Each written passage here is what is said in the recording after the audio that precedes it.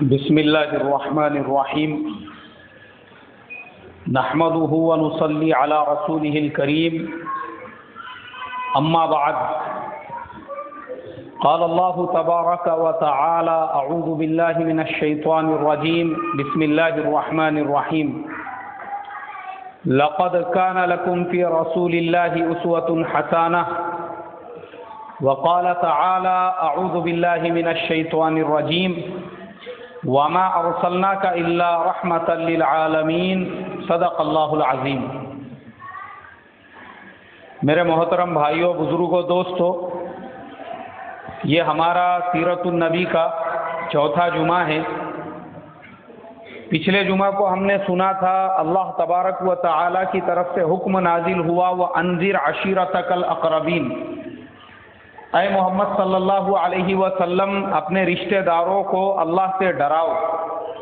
تو آپ صلی اللہ علیہ وسلم نے اپنے رشتہ داروں کو دعوت کی اور ان کے سامنے اللہ کا حکم رکھا۔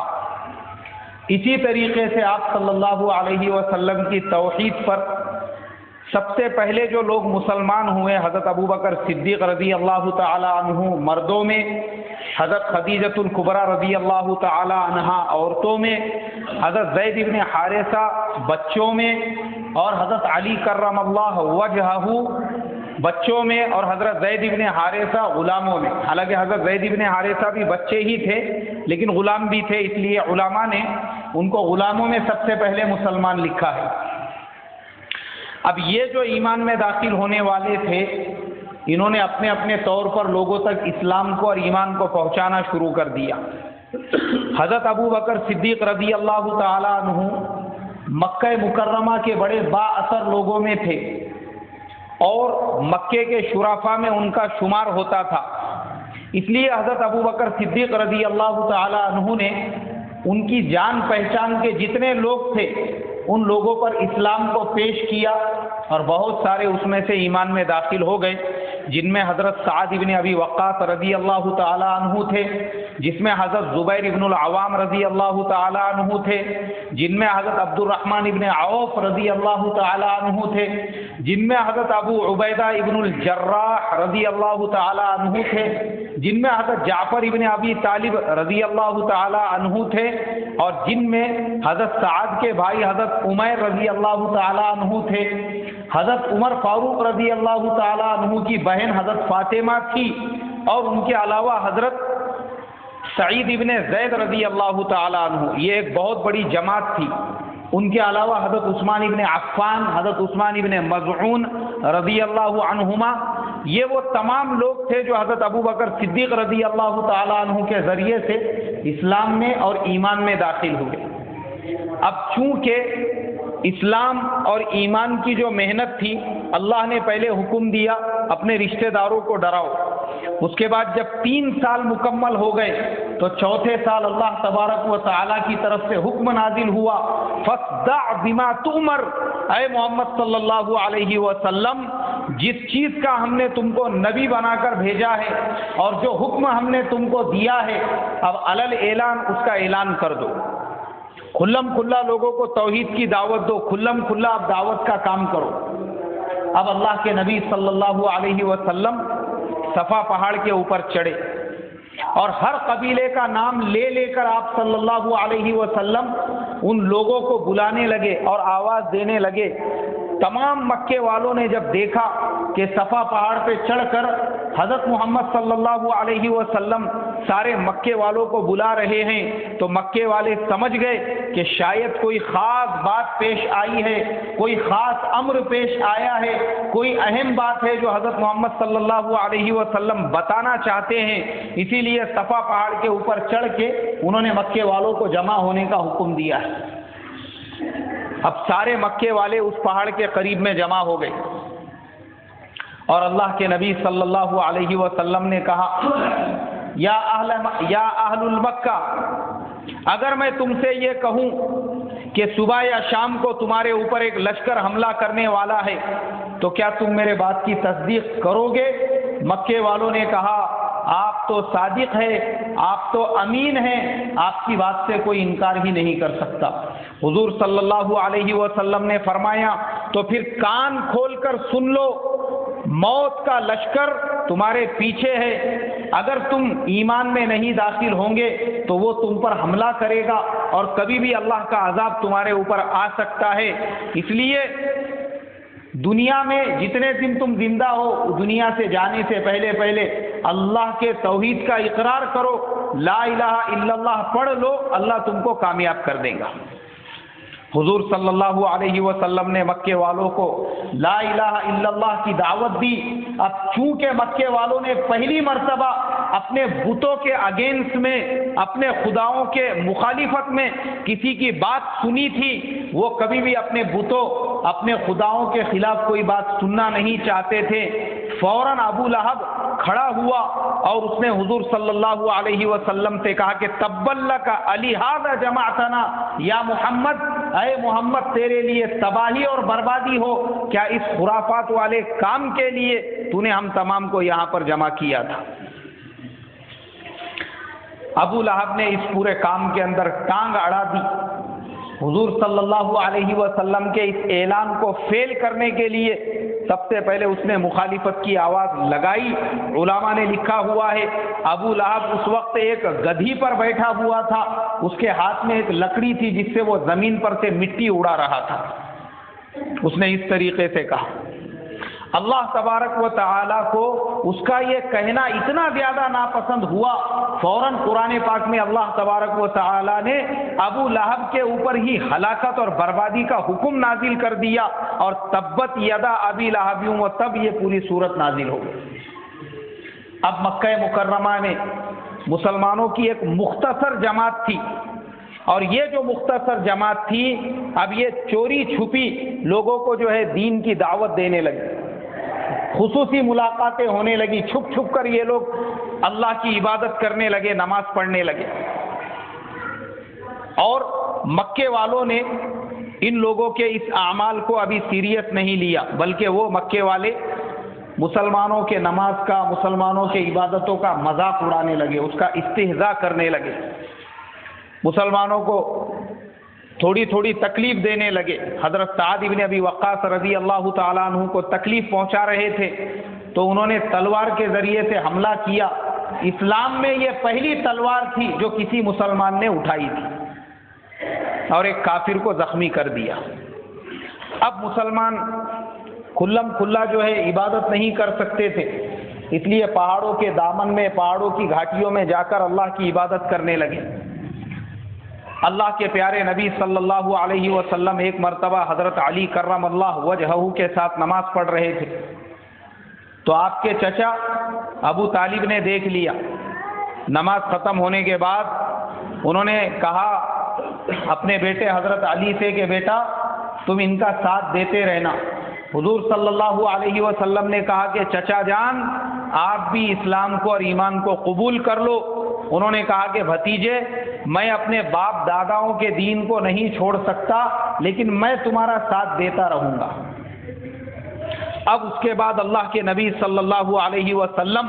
اور آپ کے صحابہ اسی طریقے سے خصوصی ملاقات کے ذریعے سے لوگوں کو دین سکھلاتے رہے، دین سمجھاتے رہے۔ اور صفا پہاڑ کے قریب میں حضرت ارقم ابن ارقم رضی اللہ تعالیٰ عنہ کا ایک مکان تھا جسے دار ارقم کہا جاتا تھا۔ آپ صلی اللہ علیہ وسلم نے اسی مکان کو اپنے لیے درسگاہ بنا لی۔ اب جو نئے مسلمان ہوتے ان کو وہاں پر دین سکھلایا جاتا، ایمان سکھلایا جاتا، ان کی نماز درست کی جاتی، ان کو کلمہ سکھایا جاتا۔ اس طریقے سے آہستہ آہستہ مکہ مکرمہ کے اندر دین کی محنت ہونے لگی۔ مشرکین مکہ نے جب یہ دیکھا کہ یہ جو مسلمان ہیں جن کو ہم لوگ سیریس نہیں لے رہے تھے، اب ان کی محنت تو دن بدن بڑھتی جا رہی ہے، مکے میں مسلمانوں کی تعداد میں اضافہ ہوتا جا رہا ہے، اس لیے وہ حضور صلی اللہ علیہ وسلم اور صحابہ اکرام کی دشمنی کے درپے ہو گئے۔ اب مسلمانوں کو ستایا جانے لگا، پریشان کیا جانے لگا، تکلیفیں پہنچائی جانے لگی۔ وہ صحابہ جو بڑے بڑے قبیلوں کے ذمہ دار تھے، یا وہ صحابہ جن کے پیچھے بڑے قبیلوں کی طاقت تھی، ان کو تو یہ ستانے سے پیچھے رہا کرتے تھے، لیکن وہ صحابہ جو کسی کے غلام ہوتے تھے یا غریب ہوتے تھے یا جن کے ساتھ کوئی بڑا قبیلہ نہیں ہوتا تھا، ان کے اوپر ظلم و ستم کے پہاڑ توڑ دیے جاتے تھے۔ حضرت سعد ابن ابی وقاص رضی اللہ تعالی عنہ کو ان کے رشتہ داروں نے چٹائی کے اندر لپیٹا، اور لپیٹنے کے بعد اس میں دھواں چھوڑ چھوڑ کر ان کو تکلیف دینے لگے تاکہ وہ اسلام سے اور ایمان سے پھر جائے۔ حضرت عثمان ابن عفان رضی اللہ تعالی عنہ کو رسیوں سے باندھ کر کوڑوں سے مارا گیا اور درے مارے گئے، اور یہ تکلیفیں دی گئی تاکہ وہ بھی ایمان اور اسلام سے خارج ہو گئے، مگر انہوں نے بھی اسلام اور ایمان کو نہیں چھوڑا۔ حضرت بلال حبشی رضی اللہ تعالی عنہ جو امیہ بن خلف کے غلام تھے، ان کو مارا جاتا، کوڑوں سے مارا جاتا، ان کو عرب کی تپتی ہوئی ریت میں لٹا دیا جاتا اور ان کے سینے پر پتھروں کی چٹان رکھ دی جاتی تاکہ وہ حرکت نہ کرے، اور ان سے یہ کہا جاتا کہ دین کو چھوڑ دو، مگر وہ کہتے کہ احد احد احد یعنی اللہ ایک ہے۔ دین کو نہیں چھوڑا انہوں نے۔ حضرت خباب ابن الارض رضی اللہ تعالی عنہ یہ غریب آدمی تھے، ان کو مارا جاتا، ستایا جاتا، تکلیفیں دی جاتی۔ ایک مرتبہ حضرت عمر فاروق رضی اللہ تعالی عنہ نے ان سے یہ سوال کیا، جب تم مسلمان ہو گئے تھے، جب تم ایمان میں داخل ہو گئے تھے، مکے والوں نے تمہارے ساتھ میں کیسا سلوک کیا؟ وہ کہنے لگے اگر میرے ساتھ جو سلوک ہوا ہے وہ دیکھنا چاہتے ہو تو میری کمر دیکھو۔ حضرت عمر نے جب ان کی کمر کو دیکھا، اس پر گوشت کا کوئی ٹکڑا نہیں تھا۔ بولے یہ کیا ہو گیا، تمہاری کمر پہ گوشت کیوں نہیں ہے؟ بولے اس لیے نہیں ہے کہ مکے والے ایک دن مجھے مار رہے تھے اور کہیں پہ آگ جل رہی تھی، انہوں نے مجھے دونوں ہاتھ پکڑ کر اس جلتی ہوئی آگ پہ لے جا کر لٹا دیا، اور اس آگ کی وجہ سے میرا پورا جسم جل گیا۔ یہ تکالیف صحابہ اکرام کو دی گئی۔ جب ابو جہل کو پتا چلا کہ حضرت سمیہ رضی اللہ تعالی عنہ اسلام میں داخل ہو چکی ہے، ان کے شوہر کو، ان کے بیٹے کو اور ان کو سخت تکلیفیں دی گئی، اور ابو جہل ملعون نے حضرت سمیہ رضی اللہ تعالی عنہ کو 2 اونٹوں پر باندھ کر ان دونوں اونٹوں کو مختلف سمت میں دوڑا دیا، اور وہ بوڑھی عورت جن کی عمر 100 سال سے زیادہ تھی وہ اپنی جگہ پر شہید ہو گئی۔ یہ اسلام کی پہلی شہیدہ تھی جن کو اسلام کی خاطر شہید کیا گیا، حضرت سمیہ رضی اللہ تعالی عنہ۔ صحابہ اکرام رضوان اللہ تعالی علیہم اجمعین پر ایسے پہاڑ توڑے گئے ظلم کے، ستم کے، اور ان کو مارا گیا۔ صرف صحابہ کو ہی نہیں، اللہ کے نبی صلی اللہ علیہ وسلم کو بھی اتنی تکلیفیں دی گئی، اتنا ستایا گیا۔ کتابوں میں واقعات ملتے ہیں، اللہ کے نبی صلی اللہ علیہ وسلم بیت اللہ میں نماز پڑھ رہے تھے، عقبہ ابن ابی معیط رسی لے کر آیا اور اس نے رسی کا پھندا بنا کر اللہ کے نبی صلی اللہ علیہ وسلم کے گلے میں ڈالا، اور ڈال کر وہ پھندے کو کھینچنے لگا، اور اتنی طاقت سے اس نے کھینچا کہ حضور صلی اللہ علیہ وسلم کی آنکھیں باہر نکلنے لگی۔ اب اللہ کے نبی صلی اللہ علیہ وسلم کے جو صحابہ تھے ان میں حضرت عبداللہ ابن مسعود رضی اللہ تعالی عنہ اور حضرت ابو بکر صدیق رضی اللہ تعالی عنہ وہاں پہ موجود تھے۔ حضرت ابو بکر صدیق رضی اللہ تعالی عنہ دوڑتے ہوئے آئے اور آ کر انہوں نے حضور صلی اللہ علیہ وسلم کو اس رسی سے آزاد کیا۔ ان لوگوں نے حضور صلی اللہ علیہ وسلم کو چھوڑ دیا، اور حضرت ابو بکر صدیق رضی اللہ تعالی عنہ کو اتنا مارا کہ وہ بے ہوش ہو گئے۔ صحابہ کو اس طریقے سے ستایا جانے لگا۔ اب حضور صلی اللہ علیہ وسلم کے جو دوسرے صحابہ تھے، حضرت ابو ذر غفاری رضی اللہ تعالی عنہ کو دیکھا وہ قرآن پاک کی تلاوت کر رہے ہیں، ان کو بھی اتنا مارا کہ وہ مرنے کے قریب ہو گئے۔ حضور صلی اللہ علیہ وسلم کے چچا حضرت عباس آئے، انہوں نے مشرکین سے ان کو چھڑایا اور کفار سے یہ کہا یہ آدمی اگر مر گیا تو تمہارا ملک شام جانا آنا بند ہو جائے گا، اس لیے کہ یہ جس قبیلہ غفار میں رہتا ہے وہ قبیلہ ملک شام کے راستے میں پڑتا ہے۔ صحابہ کو ایسے ستایا جانے لگا، ایسی تکلیفیں دی جانے لگی، میں اور آپ اس کا تصور بھی نہیں کر سکتے۔ پھر ایک واقعہ لکھا ہے علماء نے، اللہ کے نبی صلی اللہ علیہ وسلم بیت اللہ میں نماز پڑھ رہے تھے. قریب میں کہیں پہ ایک اونٹ ذبح ہو رہا تھا. ابو جہل ملعون نے لوگوں کو ورغلانے کے لیے، اچکانے کے لیے کہا کہ محمد صلی اللہ علیہ وسلم کو ستانے کا اور پریشان کرنے کا یہ بہترین موقع ہے. دیکھو یہاں پہ قریب میں کہیں پہ اونٹ ذبح ہو رہا ہے، تم میں سے کوئی جا کر اس اونٹ کی اوجھڑی کو اٹھا کے لے کر آؤ اور ان کے سر کے اوپر رکھ دو. اب لوگ تو اس کا انتظار ہی کر رہے تھے. کتابوں میں مختلف روایتیں ہیں. ایک روایت میں ہے ولید ابن مغیرہ، عتبہ ابن ربیعہ، اور ایک روایت کے اندر ہے عبداللہ ابن ابی معیط، اور ایک میں ہے عقبہ ابن ابی معیط. عقبہ ابن ابی معیط وہاں سے اٹھا اور اٹھ کر جو ہے وہ گیا وہاں پر جہاں پہ اونٹ ذبح ہو رہا تھا، اور اس نے کسی کی مدد لی اور اونٹ کی جو اوجھڑی ہوتی ہے اس کو اٹھا کے لے کر آیا اور حضور صلی اللہ علیہ وسلم کے گردن مبارک پہ رکھ دیا، جس سے آپ صلی اللہ علیہ وسلم کا دم گھٹنے لگا، آپ کو سانس لینے میں تکلیف ہونے لگی. حضرت فاطمۃ الزہرا رضی اللہ تعالی عنہا سے کسی نے کہا کہ جاؤ جلدی سے جاؤ، حرم شریف میں تمہارے والد کا مذاق اڑایا جا رہا ہے، ان کے ساتھ تمسخر کیا جا رہا ہے، ان کو تکلیف پہنچائی جا رہی ہے، اور ان کے گردن کے اوپر اونٹ کی اوجھڑی رکھ دی گئی ہے جس کی وجہ سے ان کو سانس لینے میں تکلیف ہو رہی ہے. حضرت فاطمۃ الزہرا رضی اللہ تعالی عنہا دوڑتی ہوئی آئی اور آ کر انہوں نے اس اوجھڑی کو ہٹا دیا،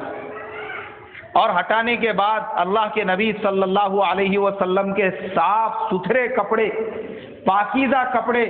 جن پہ یہ غلاظت ڈالی گئی تھی ان کو صاف کرنے لگی،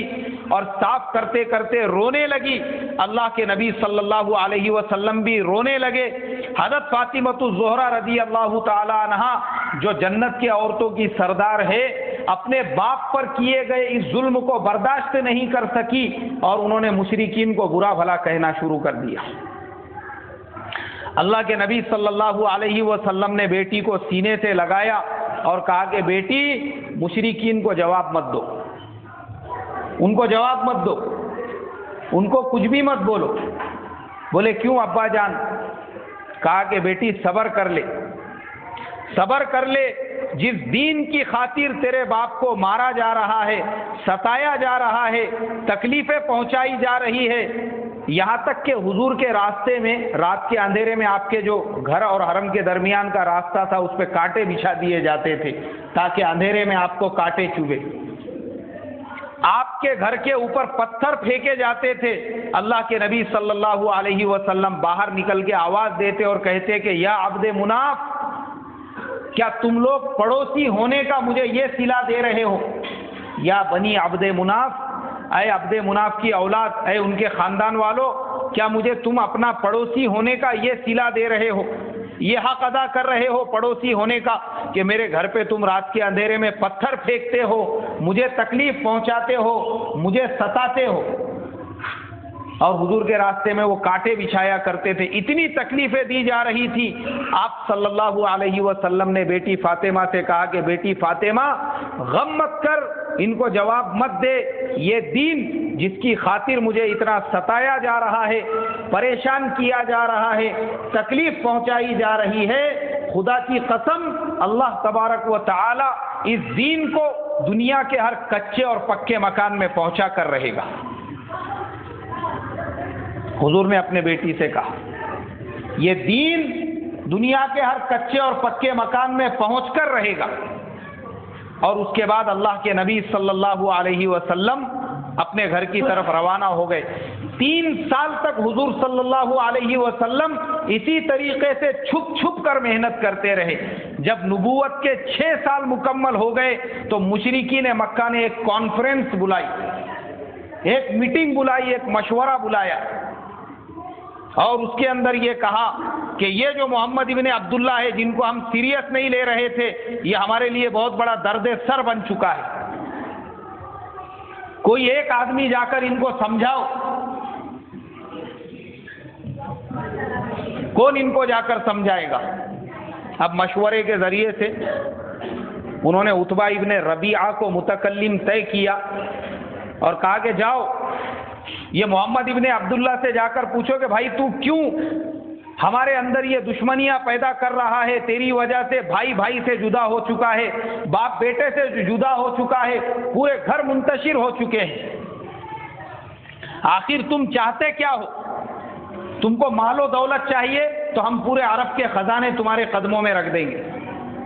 بادشاہت چاہیے سارے قبیلوں سے ہم اتفاق رائے لے کر تم کو پورے ملک عرب کا بادشاہ بنا دیں گے، عرب کی سب سے حسین و جمیل لڑکی سے اگر نکاح کرنا ہے تو عرب کی ساری حسیناؤں کو تمہارے سامنے کھڑا کر دیں گے، جس سے تم کو نکاح کرنا ہو ہم تمہارا اس سے نکاح کر دیں گے، تم کو چاہیے کیا ہم کو بتاؤ۔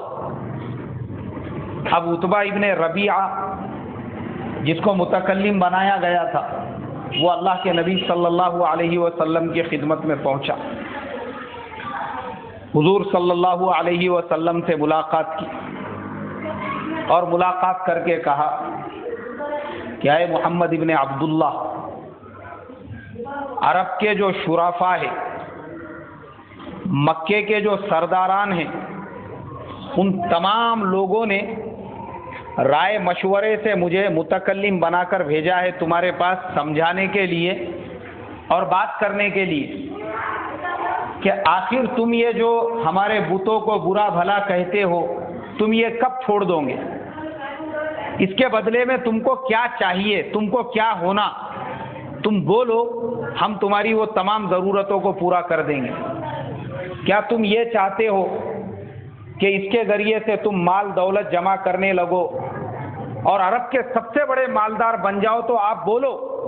ہم عرب میں گھوم پھر کر چندہ جمع کریں گے اور پورا مال لا کے تمہارے قدموں میں ڈال دیں گے، تم کو عرب کا سب سے امیر آدمی بنا دیں گے۔ اگر تم یہ چاہتے ہو کہ تم کو عرب کا بادشاہ بنا دیا جائے تو سارے قبیلوں کو جمع کر کے اتفاق رائے سے ہم سب مل کر یہ میمورینڈم پاس کر دیں گے کہ بھائی محمد صلی اللہ علیہ وسلم وہ ہمارے امیر ہے، ہمارے بادشاہ ہے، اور سارے قبیلے تم کو اپنا بادشاہ تسلیم کر لیں گے۔ کیا تم یہ چاہتے ہو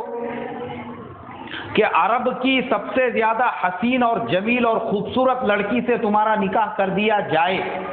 تو ہم ساری عرب کی حسیناؤں کو تمہارے سامنے لا کر کھڑا کر دیں گے، تم جتنوں سے چاہتے ہو ان سے نکاح کر دو، ہم تمہارا ان سے نکاح کر دیں گے۔ آخر تم چاہتے کیا ہے وہ بولو، ہم تمہاری ساری ضرورتوں کو پورا کرنے کے لیے تیار ہے، اس کے علاوہ اگر کچھ تقاضا ہے تو وہ بھی بتا دو۔ اللہ کے نبی صلی اللہ علیہ وسلم نے کوئی جواب نہیں دیا، صرف قرآن پاک کی ایک آیت تلاوت کی جو سورہ حامیم سجدہ کی آیت ہے، فَإِنْ أَعْرَضُوا فَقُلْ أَنذَرْتُكُمْ صَاعِقَةً مِثْلَ صَاعِقَةِ عَادٍ وَثَمُودَ۔ جیسے ہی حضور صلی اللہ علیہ وسلم نے یہ آیت تلاوت کی، عتبہ ابن ربیعہ کے پورے بدن کے بال کھڑے ہو گئے۔ اس نے حضور صلی اللہ علیہ وسلم کے ہونٹوں پر اپنا ہاتھ رکھ دیا اور کہا کہ محمد صلی اللہ علیہ وسلم خدا کے واسطے ایسا مت کرو، خدا کے واسطے ایسا مت کہو۔ اس آیت کا مطلب کیا تھا جانتے ہیں آپ لوگ؟ جسے سن کر عتبہ ابن ربیعہ کے بال کھڑے ہو گئے، یہ آیت اللہ تبارک و تعالی نے قوم عاد اور سمود کے عذاب کے بارے میں نازل کی اور آپ صلی اللہ علیہ وسلم سے کہا، اے محمد صلی اللہ علیہ وسلم ان لوگوں سے کہہ دو کہ میں تم کو اللہ سے ڈراتا ہوں اور میں تم کو اللہ تبارک و تعالی کے اس عذاب سے، اس سور سے، اس زلزلے سے، اس بجلی سے، اس آنے والے طوفان سے، عذاب سے ڈراتا ہوں جیسا عذاب اللہ تبارک و تعالی نے قوم عاد اور سمود کے اوپر نازل کیا تھا۔ اگر تم نہیں ڈرو گے، اگر تم ابھی بھی متنبہ نہیں ہو جاؤ گے تو یاد رکھو پھر تمہارے اوپر بھی وہی عذاب آئے گا، وہی بجلیاں آئیں گی، وہی طوفان آئیں گے،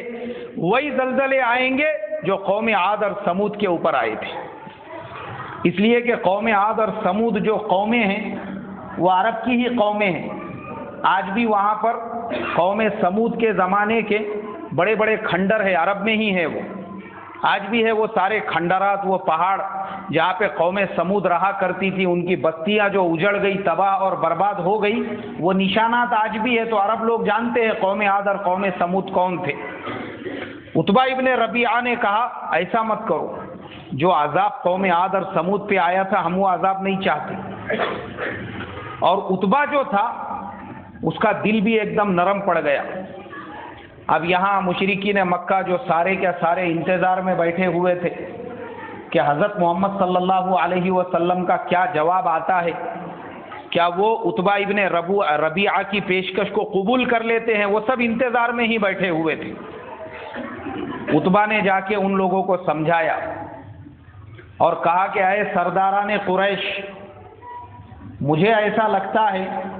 کہ محمد ابن عبداللہ کو ان کے حال پر چھوڑ دیا جائے، ان کو چھیڑنا مناسب نہیں ہے۔ دیکھو ایک عام فہم بات ہے، اگر محمد ابن عبداللہ کامیاب ہو جاتے ہیں، اللہ ان کو کامیاب کر دیتا ہے، پورا عرب مسلمان ہو جاتا ہے، تو تمہیں خوش ہونے کی بات ہے، اس لیے کہ وہ تمہارے بھتیجے ہیں، تمہارے خاندان کے ہیں، تمہارے قبیلے کے ہیں۔ اور اگر وہ ناکام ہو جاتے ہیں، ہلاک ہو جاتے ہیں، تو تمہارے لیے خوشی کی بات ہے کہ بغیر تمہارے کچھ کیے کہ تمہارا دشمن ہلاک ہو گیا۔ مگر میری رائے یہ ہے کہ ان کو چھیڑنا نہیں چاہیے، ان کو ان کے حال پہ چھوڑ دو۔ سرداران قریش کہنے لگے اوہو، ایسا معلوم ہوتا ہے جیسا تم نے محمد صلی اللہ علیہ وسلم کی دعوت کھائی ہے، تمہارا مزاج تھوڑا سا بدلا ہوا معلوم ہوتا ہے، یا پھر یہ ہو سکتا ہے انہوں نے تمہارے اوپر جادو یا سحر کا اثر کر دیا ہے، اس لیے کہ مشرکین عرب آپ صلی اللہ علیہ وسلم کو جادوگر کہا کرتے تھے، کہتے تھے کہ آپ کے کلام میں جادو ہے، جو آپ کی باتوں کو سنتا ہے وہ فوراً مسلمان ہو جاتا ہے۔ وقال الکافرون ھذا ساحر کذاب، قرآن میں اللہ تبارک و تعالی نے کہا۔ اب یہ جو سرداران قریش تھے انہوں نے دوسرا مشورہ کیا، انہوں نے کہا کہ چلو اب ہم لوگ ایک کام کرتے ہیں کہ سارے کے سارے سرداران مل کے حضور صلی اللہ علیہ وسلم کے چچا ابو طالب سے ملاقات کرتے ہیں اور ان کو یہ کہتے ہیں کہ اے ابو طالب، کم سے کم تم اپنے بھتیجے کو سمجھاؤ ورنہ تمہارا بھتیجا ہلاک ہو جائے گا۔ اب یہ جو سارے سرداران قریش تھے، جن میں ابو جہل تھا، عتبہ ابن ربیعہ تھا، ولید ابن مغیرہ تھا، شیبہ تھا، امیہ بن خلف تھا، ابو البختری تھا، یہ سارے کے سارے سرداران قریش مل کر حضرت ابو طالب کی خدمت میں پہنچے اور تمام لوگوں نے حضرت ابو طالب سے کہا کہ اے ابن عبد المطلب، تم مکے کے شریف آدمی ہو، لیکن تمہارے بھتیجے کی جو حرکتیں ہیں اس نے تم کو بھی بدنام کر دیا ہے، اس لیے ہم تمہارے پاس یہ پیشکش لے کر آئے ہیں کہ کم سے کم تم اپنے بھتیجے کو سمجھاؤ کہ جو حرکتیں وہ کر رہے ہیں، جس طریقے سے انہوں نے خاندانوں کو توڑ دیا ہے، جس طریقے سے وہ ہمارے بتوں کو برا بھلا کہتے ہیں، وہ برا بھلا کہنا چھوڑ دے۔ اگر وہ یہ تمام چیزوں کو چھوڑ دیتے ہیں، وہ اپنی یہ تمام حرکتوں سے باز آ جاتے ہیں، وہ جو چاہتے ہیں ہم ان کو وہ تمام چیزیں دینے کے لیے تیار ہے۔ اگر وہ چاہتے ہیں کہ مجھے عرب کا بادشاہ بنا دیا جائے، ہم ان کو عرب کا بادشاہ بنا دیں گے۔ وہ چاہتے ہیں عرب کا سب سے مالدار بنا دیا جائے، سارے خزانے ان کے قدموں میں ڈال دیں گے۔ وہ چاہتے ہیں عرب کی سب سے خوبصورت لڑکی سے میرا نکاح کر دیا جائے، تو اس لڑکی سے ان کا نکاح بھی کر دیا جائے گا۔ وہ جو چاہتے ہیں ہم سارے کے سارے عرب کے شرفا آپ کی خدمت میں یہ پیشکش لے کر آئے ہیں، کم سے کم آپ ان کو سمجھا دو۔ حضرت ابو طالب نے کہا دیکھو بولے بھائی، میرا بھتیجا بھی موجود ہے، میں اس کو بلاتا ہوں، آپ لوگ فیس ٹو فیس، آمنے سامنے جو بات کرنے کی ہے ان سے بات کر لو، اور وہ اگر تمہاری پیشکش کو قبول کرتے ہیں تو مجھے کوئی اعتراض نہیں ہے۔ اللہ کے نبی صلی اللہ علیہ وسلم بھی آ گئے اس مجلس میں۔ آپ صلی اللہ علیہ وسلم کے سامنے دوبارہ ان لوگوں نے یہ پیشکش کی اور کہا کہ اے محمد صلی اللہ علیہ وسلم، آخر تم چاہتے کیا ہو؟ تم اگر یہ چاہتے ہو کہ تم کو عرب کا سب سے مالدار بنا دیا جائے، ہم اس کے لیے تیار ہے۔ تم کو بادشاہ بنا دیا جائے، ہم اس کے لیے تیار ہے۔ عرب کی سب سے حسین لڑکی سے نکاح کرنا چاہتے ہو، اس کے لیے بھی ہم تیار ہے۔ ہم سارے سرداران مل کر آئے ہیں، آپ بول دو آپ کو کیا چاہیے۔ اللہ کے نبی صلی اللہ علیہ وسلم نے قرآن پاک کی آیتیں تلاوت کی، جن میں اللہ تبارک و تعالی نے حضور صلی اللہ علیہ وسلم کی نبوت کا اعلان کیا تھا، اور جس کے اندر اللہ تبارک و تعالی نے مشرکین مکہ کو اور پورے عرب کو اللہ سے ڈرنے کا اور ایک اللہ کی توحید کا اقرار کا حکم دیا تھا۔ حضور صلی اللہ علیہ وسلم ان کو وہ آیتیں پڑھ پڑھ کر سنانے لگے۔ اب مشرکین مکہ نے وہ تمام آیتیں جب قرآن پاک کی سن لی، اور حضور نے یہ کہا کہ دیکھو، میں تو اللہ کا نبی ہوں، جس کام کے لیے اللہ نے مجھے بھیجا ہے میں وہ کرنے والا ہوں، یا تو اللہ اپنا حکم پورا کر دے یا میں ہلاک ہو جاؤں، دو چیزیں ہیں، یا تو اللہ کا دین غالب ہو کر رہے گا یا میں ہلاک ہو جاؤں گا، مجھے دونوں چیزیں منظور ہے، لیکن جس کام کے لیے میں آیا ہوں میں وہ کام چھوڑنے والا نہیں ہوں۔ اب مشرکین مکہ نے ان سے کہا، اچھا آپ اللہ کے نبی ہیں تو چلو ٹھیک ہے، ہم تمہاری نبوت کو مان لیتے ہیں، نبوت کا اقرار کر لیتے ہیں، اگر تم دو چار کام کر دو۔ حضور نے بولے کیا کام ہے؟ بولے سب سے پہلا کام تو یہ ہے کہ یہ جو عرب میں بڑے بڑے پہاڑ ہیں، تم اپنے اللہ سے کہو وہ ان پہاڑوں کو صاف کر دے، یہ جو ریگستان ہے اس کو ہرا بھرا کر دے، سرسبز و شاداب کر دے، یہ جو پورا کا پورا عرب سوکھا پڑا ہوا ہے اس کو تم باغ بنا دو، گلستان بنا دو، جگہ جگہ پہ درخت اگا دو، اس کو ہریالی لے کر آ جاؤ، پورا ہرا بھرا کر دو۔ اگر تم ایسا کر دو گے تو ہم تمہاری نبوت کا اقرار کر لیں گے، اور ہمارے جو باپ دادا دنیا سے جا چکے ہیں ان کو دوبارہ زندہ کر دو، ہمارے ساتھ قبرستان میں چلو اور اپنے خدا سے کہو کہ اے اللہ، یہ جو عرب کے پرانے پورے قبروں میں جا چکے ہیں ہمارے باپ دادا، ان کو دوبارہ زندہ کر دے۔ ان میں سے قصی ابن کلاب کو خاص طور پہ زندہ کرنا، اگر وہ زندہ ہو کر ہم تمام سے یہ کہے کہ اے مکہ والو، یہ اللہ تبارک و تعالی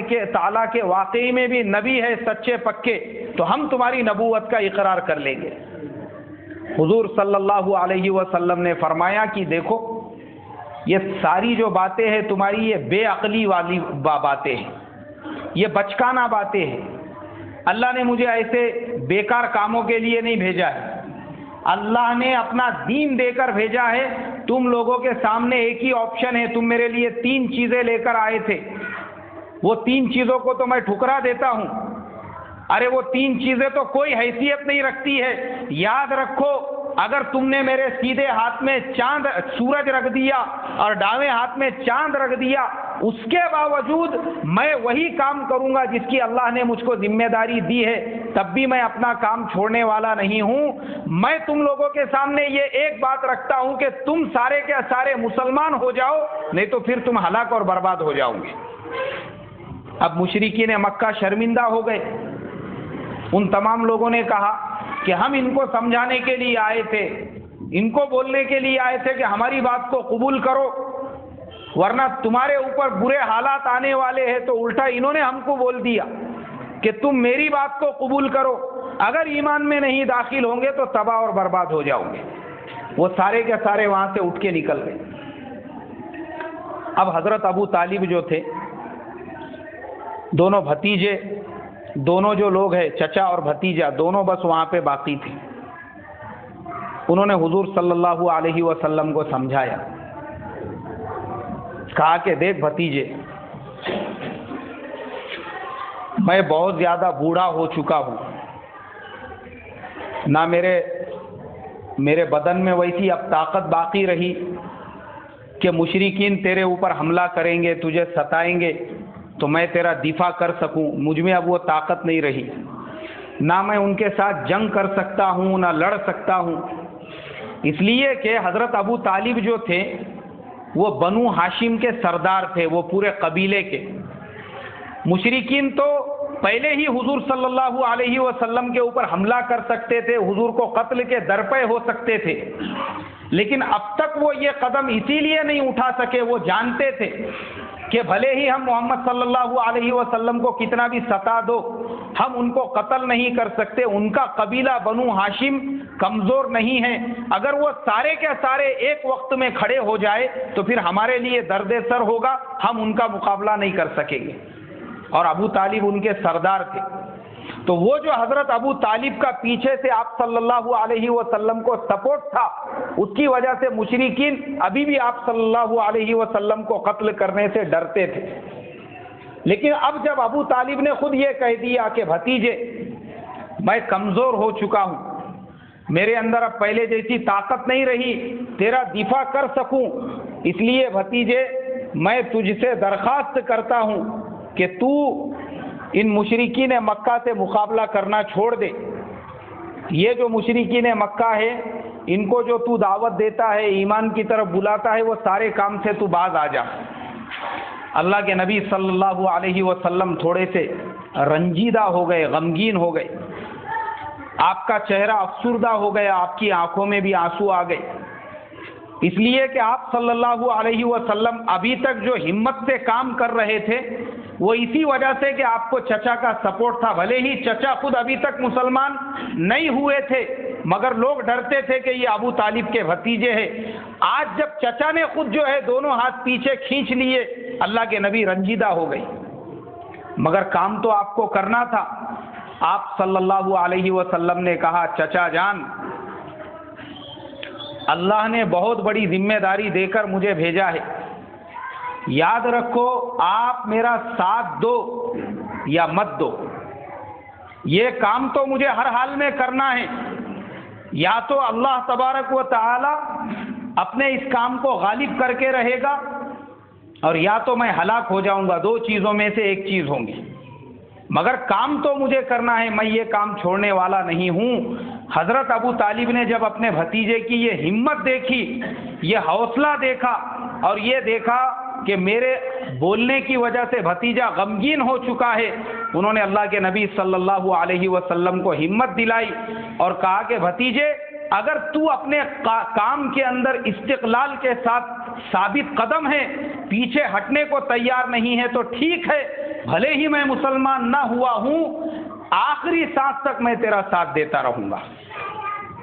اب میرے محترم بزرگوں دوستو، اگلے جمعہ کو انشاءاللہ